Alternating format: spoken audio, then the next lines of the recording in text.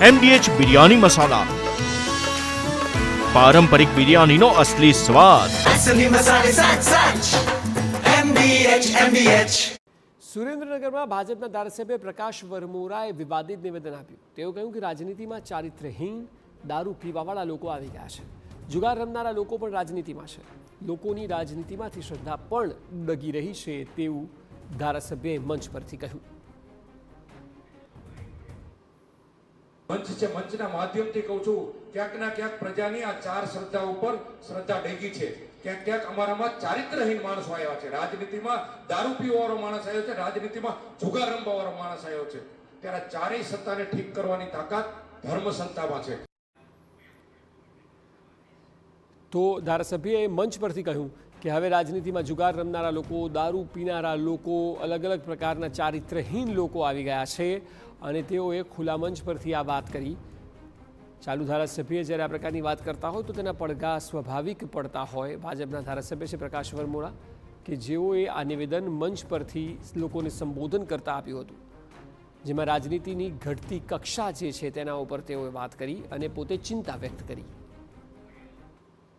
મંચ છે, મંચના માધ્યમથી કહું છું, ક્યાંક ના ક્યાંક પ્રજાની આ ચાર શ્રદ્ધા ઉપર શ્રદ્ધા ડેગી છે. ક્યાંક ક્યાંક અમારામાં ચારિત્રહીન માણસો આવ્યા છે. રાજનીતિમાં દારૂ પીવાવાળો માણસ આવ્યો છે, રાજનીતિમાં જુગાર રમવાવાળો માણસ આવ્યો છે. ત્યારે ચારેય સત્તાને ઠીક કરવાની તાકાત ધર્મ સંતામાં છે. તો તેઓ પોતે એક સભામાં સંબોધન કરી રહ્યા હતા, જ્યાં તેઓએ વર્તમાન રાજનીતિની ઘટતા સ્તરની વાત કરી અને તે દરમિયાન તેઓએ કહ્યું કે હવેની રાજનીતિમાં લોકોની એટલે કે મતદારોની, જનતાની શ્રદ્ધા તૂટી રહી છે, કારણ કે તમામ પ્રકારના ખરાબ ધંધા કરનારા લોકો રાજનીતિમાં આવી રહ્યા છે, જેમાં ચારિત્રહીન લોકો તેઓએ ગણાવ્યા, તેઓએ દારૂ પીવાવાળા લોકોને ગણાવ્યા અને આવા લોકો રાજનીતિમાં આવી રહ્યા છે. એટલે સ્વાભાવિક કે સામાન્ય લોકો કે મતદારો જે છે તે ધીરે ધીરે દૂર થઈ રહ્યા છે.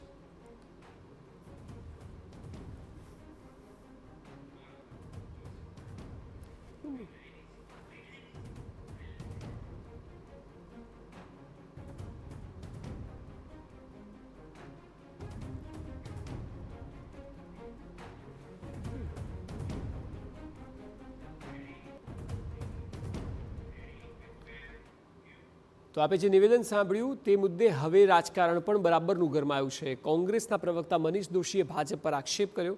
ભાજપના ધારાસભ્યએ પક્ષમાં ચાલતી ગતિવિધિને સત્યની રીતે ઉજાગર કરી હોવાનું કહ્યું.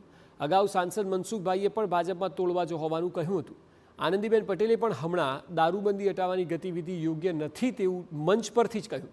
સત્તાધારી પક્ષના લોકો સ્વીકારે છે ત્યારે સરકારમાં શરમ હોય તો સ્વીકાર કરે.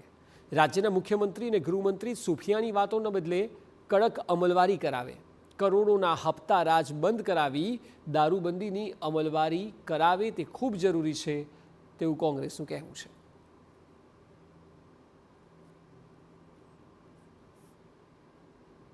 ભરૂચના વરિષ્ઠ સાંસદ, ભાજપાના પૂર્વ કેન્દ્રીય મંત્રી, તેમણે પણ કીધું કે ભાજપામાં મોટા પાયે લૂંટનો કારોબાર ચાલે, ટોળકાંડ ચાલે છે. ગઈકાલે ઉત્તર પ્રદેશના રાજ્યપાલ અને ગુજરાતના પૂર્વ મુખ્યમંત્રી આનંદીબેને પણ આ વાત કીધી કે ગુજરાતમાં દારૂબંધી હટાવીને ખુલ્લી કરવા ઉપરની એક ગતિવિધિ ચાલે છે, એ વ્યાજબી નથી. સમગ્ર બાબત આ બધા તમે જુઓ તો કાર્યક્રમની અંદર એ સુરતના ધારાસભ્યશ્રી કહેતા હોય, પૂર્વ મંત્રી કહેતા હોય, ધાંગધ્રાના ધારાસભ્ય કહેતા હોય, આ બધાનું વાત એ થાય છે કે ગુજરાતની અંદર બે રોકટોક દારૂ અને ડ્રગ્સનો વેપલો ચાલી રહ્યો છે. કરોડો રૂપિયાનું હપ્તારાજ અને આ હપ્તારાજના કારણે ગુજરાતનું વિવાદન બરબાદ થાય છે. એની હકીકત કોંગ્રેસ તો વારંવાર કહી રહી છે. કોંગ્રેસે તો જન આક્રોશ રેલી કરી અને લોકો વચ્ચે જઈને જનતા રેડથી માંડીને ચાલી રહી છે. એને સિવાય દ્વારા બાઇક રેલી કરીને ડ્રગ્સ અને દારૂ સામે કેમ્પસમાં મજબૂતીથી લડત કરવા માટેના આહવાન કર્યું છે. MDH કિચન કિંગ મસાલા રસોડામાં હોય તો આપણે કંઈ પણ બનાવી શકીએ છીએ. રીંગણાનો ઓળો, બટેટા ફુલાવર, ભીંડી મસાલા અને બીજું ઘણું બધું. MDH